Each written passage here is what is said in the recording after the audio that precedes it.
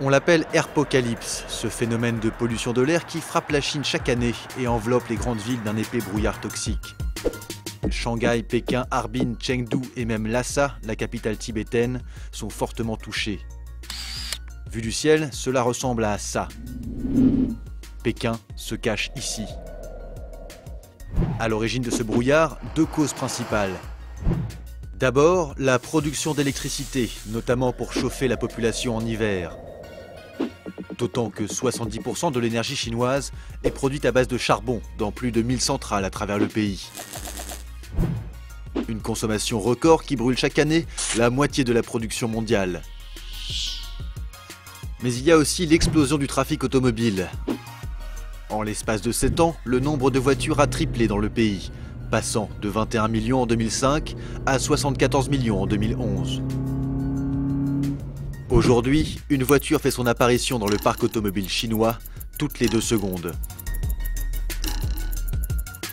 Résultat, dans certaines régions, les émissions de monoxyde de carbone, de dioxyde de soufre ou d'ammoniac sont en constante augmentation. Mais ce sont surtout les particules fines qui inquiètent la population. Les plus redoutables s'appellent PM 2,5. Elles mesurent 2 micromètres et demi, s'infiltrent dans les poumons et leur concentration bat depuis peu tous les records. À Pékin, on a pu enregistrer jusqu'à 671 microgrammes de ces particules par mètre cube d'air. À Harbin, plus au nord, les 1000 microgrammes par mètre cube ont été franchis. C'est 40 fois plus que le seuil de 25 microgrammes recommandé par l'Organisation mondiale de la santé.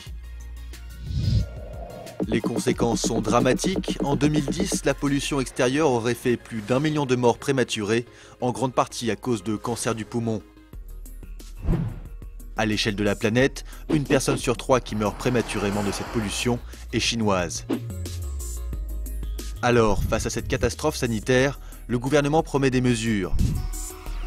À Pékin, Canton ou Shanghai par exemple, le nombre de nouvelles immatriculations est limité à 240, 120 ou 100 000 par an. Concernant l'industrie, les autorités promettent de réduire ses émissions les plus polluantes de 30% en 5 ans. Et pour ce qui est du charbon, sa part dans la production d'énergie devrait passer de 70 à 65% d'ici 2017.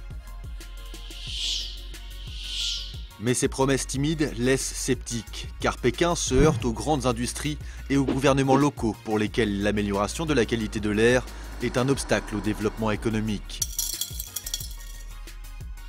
En attendant, la Chine continue de tousser.